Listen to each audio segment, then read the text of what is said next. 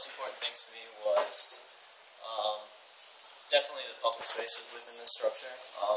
I, from the beginning, thought of this building as basically two separate buildings, just as separating the residential areas as well as the resident living areas and visiting artist studios, or at least their bedrooms, into their own separate part of the structure, and then bringing the theater, the art workshop, and the visiting artist studios for their work into the public area. So, for me, the fact that there was a 200-seat requirement for the theater, I really looked at circulation as the most important thing in the public spaces. That's where I started coming up with concepts such as thinking of these as depressed within the site, and ramping individuals down into spaces below. Originally thinking my theater would be in an area here, set within the site, and I would have some type of residential quad coming up with a very minimal type of structure on the top. But then, realizing the other spaces I need, I kind of X'd that idea. So these were circulation studies, ideas of bringing people efficiently within the structure to the designated public areas, and then out of the structure efficiently. Another thing I really started thinking about was parking, and with a building of this nature, it's required, I forget where I looked, that per seat there's a 0.3 requirement for parking spaces, so that equals out to about 60 parking spaces for this structure alone. That's just the seating for the auditorium, not including if there's extra staff or people performing or any of those requirements. So parking's a big thing, and I don't really necessarily want to bring it into this, all of it into this next site. That's a whole different matter. So then I started looking at my old studies and looking at what I discovered from the previous project. Some of these studies were ground interventions initially, and also kind of light studies, as how light comes through these certain different openings. You know, they're really tectonic, and I definitely carried that into my next design. These brought me into what I submitted for the final project for the first project. Really a tectonic building. It was just a pass-through building, using some of my words that also carried a few into the next project, or at least thought of in some respects. So, my design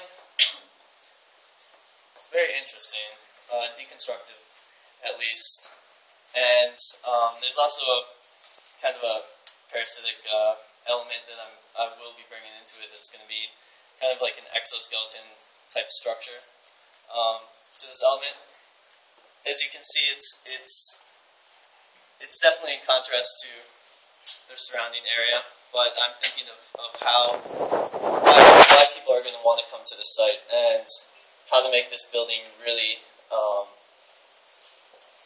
really function and be successful in the long term and host a variety of events. So, looking at, from my original studies, these ones here, I brought those into the circulation of my new structure, and with this black being the ground plane, setting in a couple of the main spaces into the site.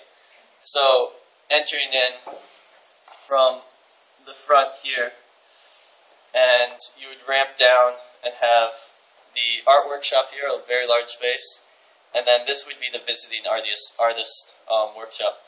A private space, but still glass open so that visitors can see what they're doing. I thought it was important, and you know, if you're bringing visitors in, and it's nice to see what they're doing. So, part of the circulation for this structure is a freight elevator located here that will span the entire structure and serve the entire building. It'll be the only elevator, so I'm hoping that because it's a slow elevator, because it's very large, that it will help people, or most people use the stairs, and the fact that it's a youth center, I think they should be able to, but it's still ADA. And then this area here would be drive-in, park, and then the cars would be shoveled down into a subterranean level by an automated system. So, looking at my structure, it sits on top of most of the existing walls from this lower site, and that's thinking somewhat of the structure, as well as I offset. There's still sidewalks in here, and this fits within. So I offset the building even within that to allow for the exoskeleton type structure to wrap around the building, which will interplay with the facade. And so my building, as it sits on, there's an entrance here, and there's also an entrance wrapping down back here that people will enter into the space. That's basically the public areas. The theater, I imagine, is going to be within this space, directly above this area here, so that the circulation for the stairs as well as the freight elevator, they can bring things from the workshops up to the theater stage area, and seating will be within this as well. So I really thought about circulation and what they would need to do within this building. And then on the top of the building as well, I imagine having stepped type terraces, small areas for residents as well as visitors to go up and relax within the space, as well as I'm just thinking now that this space here could possibly be another outdoors theater.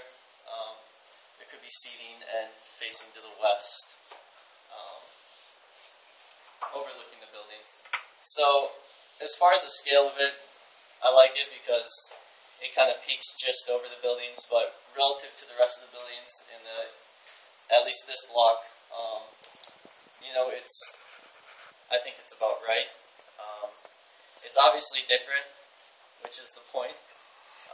A reason for people to come to this building, tourists to visit this building and see it, and attend events here.